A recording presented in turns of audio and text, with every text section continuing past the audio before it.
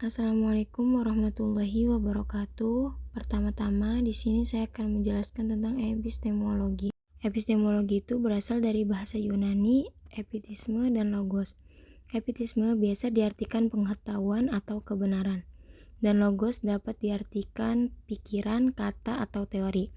Secara etimologi, epistemologi dapat diartikan teori pengetahuan yang benar, dan lazimnya hanya disebut teori pengetahuan yang dalam bahasa Inggrisnya menjadi theory of knowledge. B. Sumber-sumber epistemologi. 1. Alam adalah sumber epistemologi. Salah satu sumber epistemologi adalah alam semesta ini. Yang dimaksud dengan alam adalah alam materi, alam ruang dan waktu, alam gerakan, alam yang sekarang kita tengah hidup di dalamnya, dan kita memiliki hubungan dengan alam ini dengan menggunakan berbagai alat indera kita. 2. Rasio dan hati. Rasio dan hati adalah dua sumber lain epistemologi. Sumber yang lain yang masih perlu dibahas adalah masalah kekuatan rasio dan pikiran manusia. 3. Sejarah merupakan sumber lain epistemologi. Sejarah adalah sumber lain epistemologi yang sekarang ini dianggap sebagai suatu sumber yang sangat penting. Al-Quran juga sangat mementingkan sumber ini. 4. Pengalaman indera atau sense experience ditegaskan pula oleh Aristoteles. Yang berkembang pada abad pertengahan adalah Thomas Aquinas yang mengemukakan bahwa tiada sesuatu dapat masuk lewat ke dalam akal yang ditangkap oleh indera. 5. Nalar atau reason. Nalar adalah salah satu corak berpikir dengan menggabungkan dua pemikiran atau lebih dengan maksud untuk mendapatkan pengetahuan baru. 6. Otoritas atau authority. Otoritas adalah kekuasaan yang sah yang dimiliki oleh seseorang yang diakui kelompoknya. C. Beberapa pandangan epistemologi. 1. Aliran filsafat dan epistemologi sains modern. A. Empirisme. Secara radikal, empirisme berpendirian bahwa sebenarnya kita hanya bisa memperoleh pengetahuan melalui pengalaman dengan menggunakan indera ilmiah. B. Rasionalisme.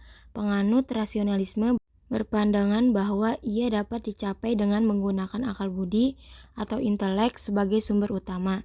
C. Kritisme. Kritisme adalah suatu aliran filsafati yang dalam epistemologi berupaya menunjukkan jalan untuk mencapai pengetahuan tanpa harus terjebak dalam ekstremitas empirisme dan rasionalisme. 2. Perbandingan epistemologi. Sangat jelas, epistemologi sains modern meletakkan pandangan bahwa pencapaian pengetahuan ilmiah semata-mata merupakan fungsi dari bekerjanya indera dan akal manusia. Hal ini ditunjukkan oleh filsafat rasionalisme dan empirisme secara sendiri-sendiri, maupun oleh kritisme secara bersama-sama. 3. Pengujian kebenaran ilmiah. Pengujian kebenaran ilmiah terbagi menjadi 3. 1. Teori koresponden atau uji persamaan dengan fakta. 2. Teori koherensi atau uji konsistensi. 3. Teori pragmatik atau uji kemanfaatan. Dan yang terakhir, kesimpulan.